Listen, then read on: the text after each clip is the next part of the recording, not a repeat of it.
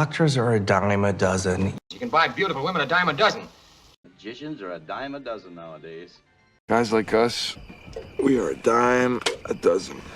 Girls like you are a dime a dozen. I did everything I could to try to find contracting work in Portland, but guys like me are a dime a dozen out there. Because dying fathers and lying mothers are a dime a dozen these days.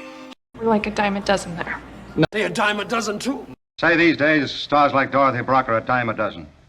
Astronauts might be a dime a dozen in the future. Maybe these women are a dime a dozen for hoods like Bobby Molto, or maybe...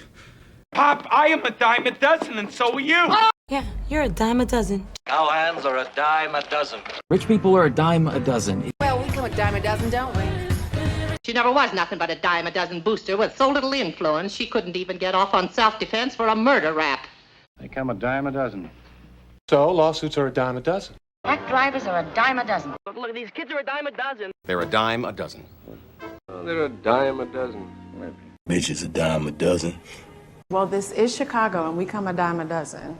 Guys like him are a dime a dozen. Females like that come a dime a dozen, bro. That kind's a dime a dozen.